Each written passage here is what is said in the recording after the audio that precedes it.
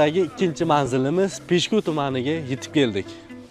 Bu yerda 17-maktabdan mana Javlon akamiz, ya'ni o'qiganlar bu yerda bizdan yaqindagina Zoomlion 50 tonnalik avtokranni xarid qilgandilar. Shu munosabat bilan hozir Buxoro viloyatida o'zlari o'qigan maktabda aka sizga hozir mana shu monitorni siz sababli topshiramiz. Xudo xohlasa, eng asosiysi bu maktabda bu monitor birinchisi ekan.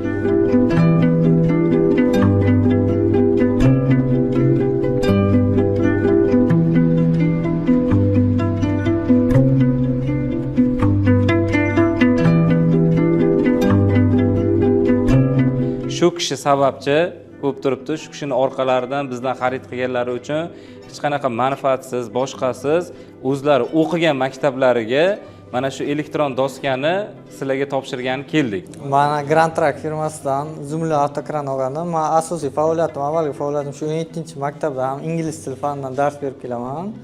Bu Zoomlion avtokran qo'shimcha ish biznes. O'sha bizning bu maktabni bu maktab 2 yil oldin 50 yubiley bo'lganda, hozir 52-53 yoshda shu paytgacha bu elektron doska hali bitta ham nima yo'q. Mana birinchisi bo'ldi. Men bu mail bilan yozib o'tirmaysizlar doskaga. Bemalol o'zlaring bu yoqda yozadigan funksiyalari bor, ko'rsatib o'tdi. Hamma narsani yozib, tushuntirib, undan so'ng o'chirish funksiyalari bilan o'chirasizlar. Undan tashqari Wi-Fi ga ulasanglar, YouTube ga, o'zida Play Market bor, istalgan funksiyani tortsanglar bo'ladi.